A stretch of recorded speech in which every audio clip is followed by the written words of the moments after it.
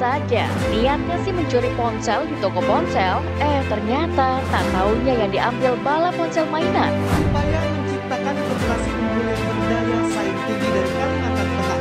Warga banjir di lokasi ini juga memutus akses jalan MH Tamrin yang merupakan keindahan gugus pulau di Raja Ampat, Papua Barat Daya kini diambang kerusakan lingkungan.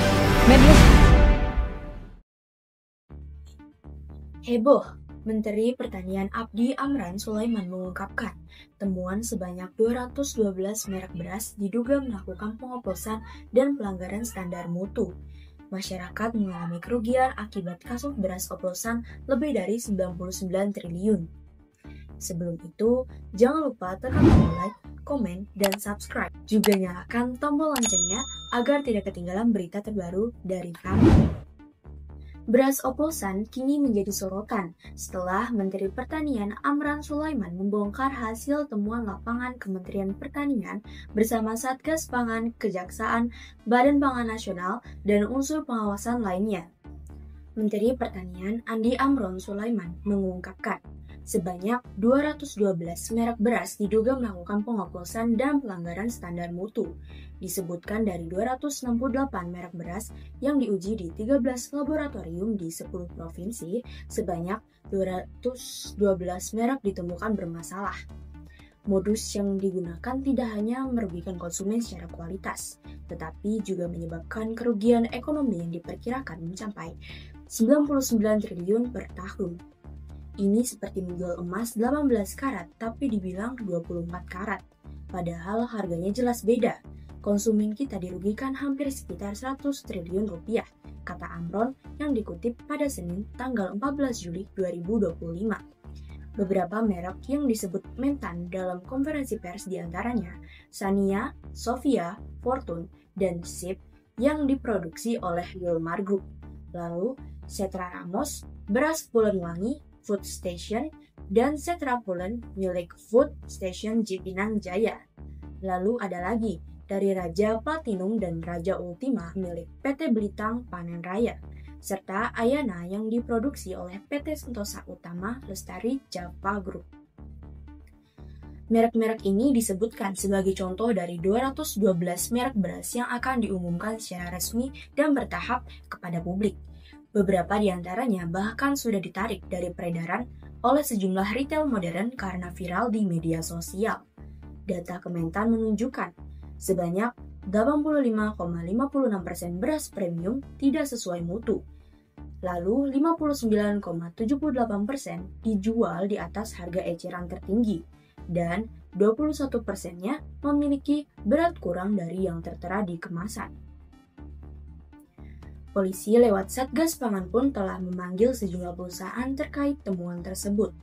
Kepala Bappenas Arief Prasetya Adi menjelaskan, langkah pemerintah tersebut adalah upaya tegas yang harus diterapkan untuk perbaikan tata niaga perberasan di tanah air, mendorong produsen beras, terutama beras premium, agar memperhatikan kualitas dan mutu berasnya secara serius dan sesuai label yang diberikan. Kata dia, penindakan dilakukan untuk melindungi masyarakat sebagai konsumen. Upaya penertiban ini dilakukan semata-mata guna melindungi masyarakat sebagai konsumen. Sekarang pemerintah mau menertibkan kalau beras kemasan 5 kg isinya tidak boleh hanya 4,8 kg. Katanya dalam keterangan resmi yang dikutip pada Rabu tanggal 16 Juli tahun 2025. Arief menambahkan, pemerintah telah menetapkan persyaratan mutu dan harga eceran tertinggi beras. Harapannya, para pelaku usaha dapat mengimplementasikan ketetapan tersebut. Salah satu indikator pembeda antara beras medium dan premium adalah butir patah atau broken. Standar mutu beras sudah ada di Peraturan Badan Pangan Nasional Nomor 2 Tahun 2023. Dari jenisnya apa saja dan head juga. Kalau head, beras premium itu Rp14,900 per kilo. Kalau kita ikut standar internasional, lebih ketat lagi, karena beras premium di luar negeri bisa maksimal di level 5%, terangnya. Salah satu perbedaan beras premium dan medium itu ada di broken, di pecahannya. Pencampuran yang biasa dilakukan itu maksudnya adanya beras kepala atau beras utuh. Lalu ada pula beras pecah. Nah, karena beras premium maksimal brokennya 15%, beras kepala dan beras pecah tadi dicampur sampai maksimal 15%, ucap Arief. Sementara dalam Peraturan Badan Pangan Nasional Nomor 2 Tahun 2023, yang dimaksud beras kepala adalah butir beras dengan ukuran lebih besar dari 0,8 sampai 1 butir beras utuh. Sedangkan beras patah adalah butir beras yang berukuran lebih besar dari 0,2 sampai lebih kecil 0,8 dari butir beras utuh. Ditegaskan, kelas mutu beras premium yang telah ditetapkan antara lain 1. Memiliki butir patah maksimal 15%, 2. Kadar air maksimal 14%, 3. Derajat sosoh minimal 95%, 4. Butir menir maksimal 0,5%, 5. Butir gabah dan benda lain harus nihil, dan yang terakhir, total butir beras lainnya termaksud butir rusak, butir kapur, butir merah atau hitam maksimal 1%. Arief juga menegaskan pentingnya transparansi khususnya terkait pencampuran beras yang dapat menyesatkan konsumen.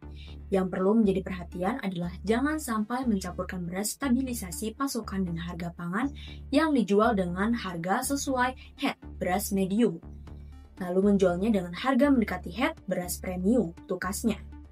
Misalnya, beras SPHP dengan harga Rp12.500 per kilogram, kemudian dicampur dengan beras lain dan dijual seharga Rp14.900 per kilogram.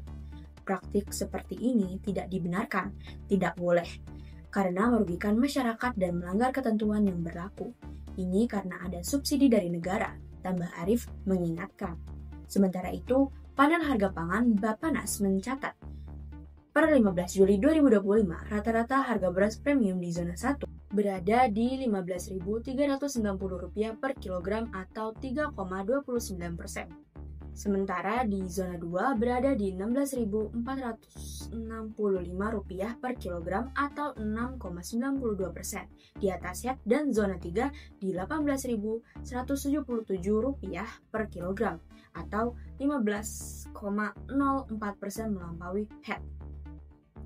Maka dari itu, pedagang dan konsumen diimbau untuk lebih waspada dan teliti saat membeli beras, terutama yang dikemas dalam karung tanpa label resmi atau informasi yang jelas.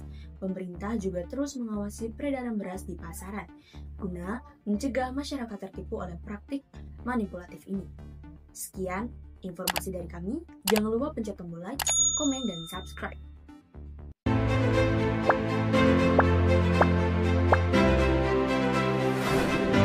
Ada-ada saja, niatnya sih mencuri ponsel di toko ponsel, ternyata tak taunya yang diambil bala ponsel mainan.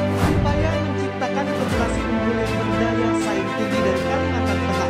Warga Pacet lokasi ini juga memutus akses jalan MH Tamrin yang merupakan keindahan gugus pulau di Raja Ampat, Papua Barat Daya kini diambang kerusakan lingkungan. Media